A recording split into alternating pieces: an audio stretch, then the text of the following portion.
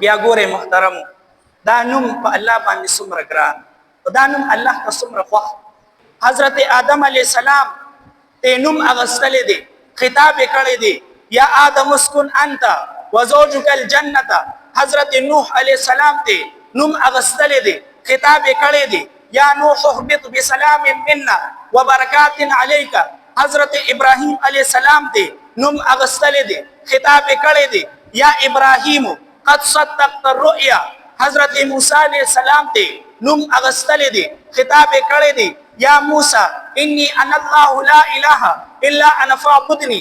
حضرت عیسی علیہ السلام ته نوم اغستلی دی، خطاب کړی دی اذ قال الله یا عیسی انی متوفیک.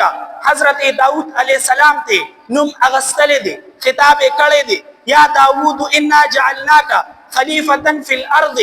الغرض دا چې نور پیغمبران علیهم السلام ته نوم اغستلی دی او ذاتی نوم اغستلی دی، خطاب کړی دی. او چې کله زمونږ د پیغمبر صلی الله علیه وسلم د خطاب نمبر راغلی دی، الله رب العزت ذاتی نوم نه دی اغستلی بلکې په صفاتی نومونو سره خطاب کړی دی. چرته فرمایلی دی یاسین، چرته فرمایلی دی طه، چرته فرمایلی دی یا ایها المزمل یا ایها المدثر، چرته فرمایلی دی یا ایها النبی انا ارسلناک شاهدا ومبشرا ونذیرا، چرته فرمایلی دی یا ایها الرسول بلغ ما انزل الیک من ربک